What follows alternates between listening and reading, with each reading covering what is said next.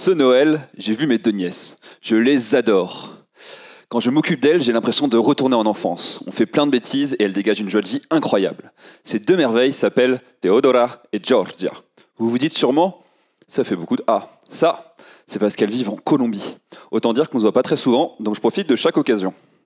L'hiver dernier, j'ai décidé de les amener dans les Pyrénées pour leur faire découvrir la neige. Et là, rendez-vous compte, 20 degrés, pas un flocon. Ça m'a dégoûté. En expliquant le réchauffement climatique à Theodora, celle-ci m'a demandé si c'était à cause d'elle que la planète était malade. Je dois reconnaître que je suis pas fier d'avoir plongé ma nièce de 5 ans dans une crise existentielle. Ceci dit, sa réaction d'enfant a le mérite de souligner notre rapport ambivalent au transport aérien.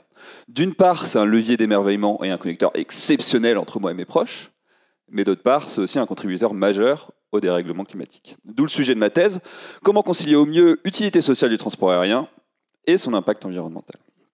Alors, bien sûr, il y a la technologie. Vous avez sûrement déjà entendu parler de l'avion électrique, l'avion à hydrogène, l'avion à biocarburant. Malgré tout le jus de cerveau mis dessus, l'avion à poudre de perlimpinpin, c'est pas pour demain.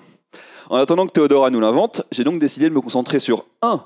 Comment mieux utiliser les avions à notre disposition, et 2. Comprendre les déterminants de l'apport à l'utilité sociétale du transport aérien. En bon geek que je suis, j'ai commencé par aborder le premier point muni de mes algorithmes mathématiques.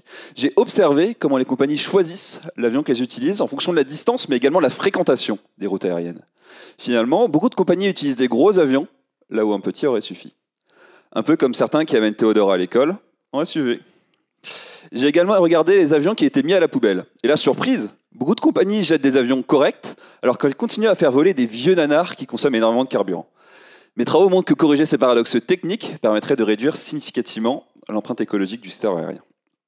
Il me reste maintenant à interroger la finalité du voyage en avion. Je vous ai confié que pour moi, la famille est super importante. Et pour vous, peut-être est-ce le travail, les études, le dépaysement? Vous êtes plutôt plage à Bali, couscous à Marrakech, rouler saucisse à Clermont-Ferrand. Pourquoi certains prennent la classe affaires alors que celle-ci coûte bien plus cher et pollue 3 fois plus que la classe économique? Derrière les réponses à ces questions se cache une multiplicité des situations économiques, sociales, géographiques. Les considérer est essentiel pour saisir la part utile ou superflue du transport aérien. D'ailleurs, j'ai une excellente nouvelle. Ma sœur Diane va bientôt rentrer avec Theodora et Georgia en France. J'ai hâte de pouvoir les emmener de nouveau dans les Pyrénées pour leur faire découvrir la neige. En espérant qu'il y ait de la neige cette fois. Merci beaucoup.